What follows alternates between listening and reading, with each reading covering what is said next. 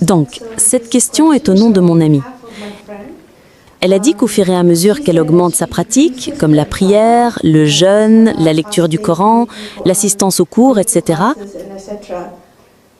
au lieu de se sentir plus énergisée, c'est justement à ce moment-là qu'elle commence à ressentir une sorte de baisse de motivation, un coup de fatigue spirituelle. Donc ma question est-ce qu'il y a de l'hypocrisie dans sa pratique ou bien est-ce qu'il y a quelque chose dans sa manière de faire qui pourrait expliquer ce sentiment de baisse alors qu'elle progresse dans son cheminement? Tu sais que je fais des séances de conseil et je fais payer les gens. C'est comme ça que je trouve mon équilibre. Alhamdulillah. Cet argent, je ne le prends pas pour ma science, mais pour mon temps. Quand tu demandes une demi-heure de mon temps, du temps que je pourrais passer avec mes enfants ou à la salle de sport, eh bien tu dois payer. Et si tu payes peu, tu n'obtiens rien de sérieux. Tu payes $10, tu auras des singes. Tu payes $100, tu auras un gorille. Bref, dans mes séances de conseil, j'explique aux gens pourquoi avez-vous de la dépression, de l'anxiété, des tocs, des waswas, mauvais murmures. Les gens ne reviennent pas aux bases. Alors, écoutez bien, je vais partager avec vous quelques-uns de mes secrets du métier. Mais Inch'Allah, ce sera pour le bien.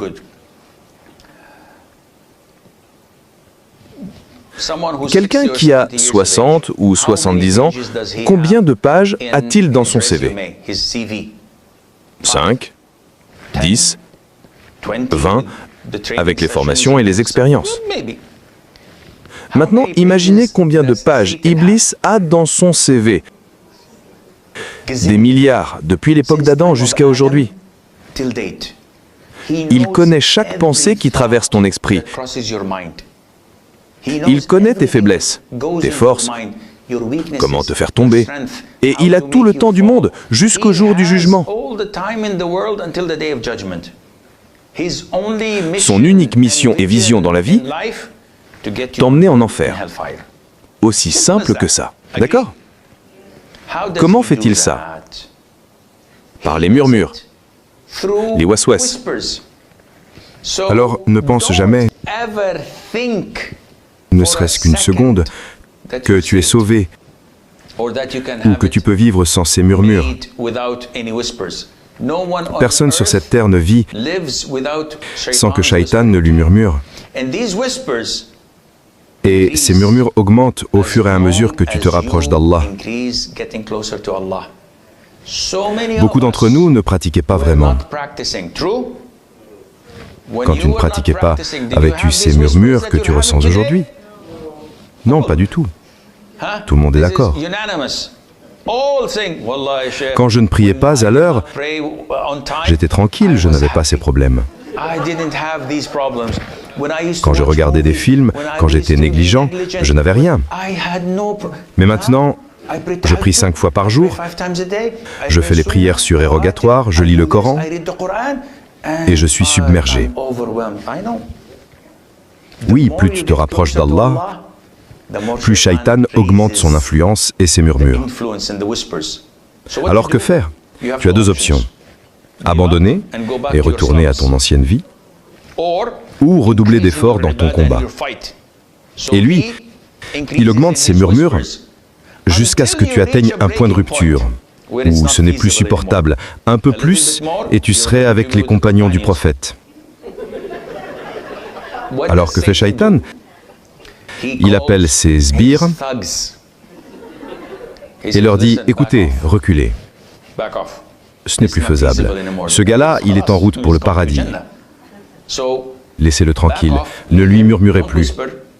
Donnez-lui 2 ou 3 mois. Quand il baissera sa garde, on attaquera à nouveau. Et voilà le cycle vicieux qui se passe avec toi et avec moi. Parfois, moi aussi, je reçois les murmures de Shaitan. Mais il reste peut-être 2 ou 3 secondes, puis il s'en va. Tu es dangereux. Non, si je te parle, je pourrais finir par accepter l'islam. Non, je m'en vais. Et il s'en va. D'autres personnes, lui, il reste avec eux une semaine ou deux. Et certains se sentent faibles, tombent dans ces pièges et abandonnent. C'est pour cela que tu as besoin de compagnonnage, tu as besoin de mentorat, tu as besoin d'une sœur pour rappeler aux sœurs, d'un frère pour rappeler aux frères, et d'une communauté. Car dès que tu es seul, et la sœur qui a posé la question probablement se concentre sur elle-même et pas sur sa fraternité entre sœurs, et à tous ceux qui viennent me voir, je leur dis avec tout le respect, est-ce que tu as une liste de contacts sur ton téléphone? Oui. Combien de personnes? Peut-être 500. Combien de pratiquants? 2 ou 3 seulement.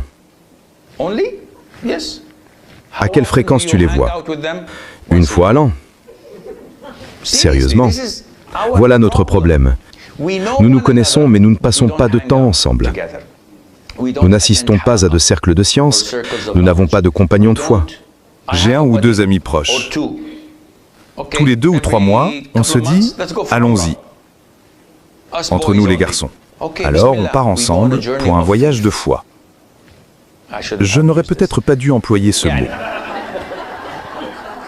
Disons plutôt un voyage spirituel. Pendant 2 semaines, nous allons à Médine. Nous voyageons ensemble, nous prions ensemble, nous nous réveillons les uns les autres, nous nous asseyons ensemble pour discuter. Et nous renforçons notre foi, notre iman. Et quand nous rentrons, comment rentrons-nous? Dire que nous revenons forts serait un euphémisme. Nous revenons aussi solides qu'une montagne dans la foi. Pendant 3 à 4 mois, puis petit à petit, les mauvaises habitudes reviennent.